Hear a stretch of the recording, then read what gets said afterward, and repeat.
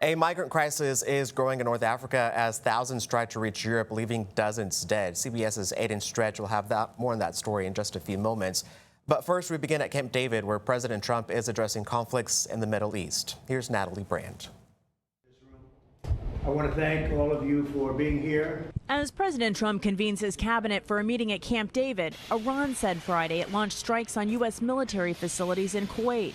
Iran's Revolutionary Guard said it also struck two tankers trying to pass through the Strait of Hormuz under a military air escort, with the conflict showing no signs of de-escalating. We have obliterated their military capacity.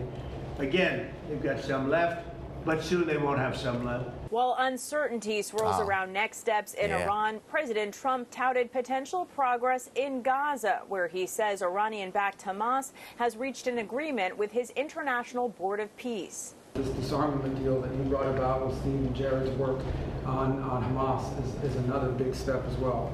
It's something a lot of people thought would never happen. In a social media post, the president said the deal includes the complete disarmament of Hamas and will be carried out in carefully structured phases.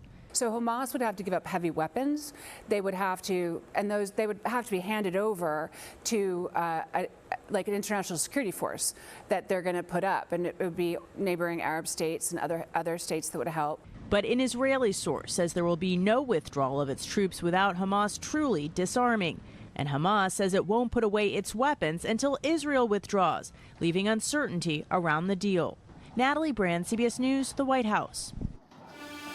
Spain's government has deployed its army as migrants have poured across its border with Morocco in northern Africa. Over the last 48 hours, thousands of people, most of them Moroccans, have made the dangerous swim around seawalls and climbed fences separating Morocco from the Spanish territories of Ceuta and Melilla.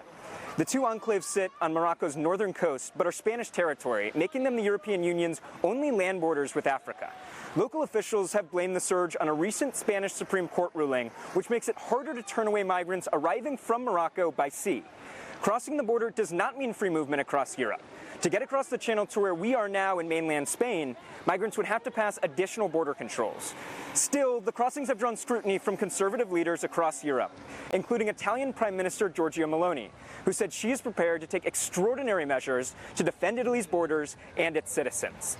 This is not the first time that Spain has faced a crisis like this. In 2021, Moroccan authorities relaxed enforcement of its border following a diplomatic dispute with Spain, allowing 6,000 migrants to cross into Ceuta in a single day. Back to you.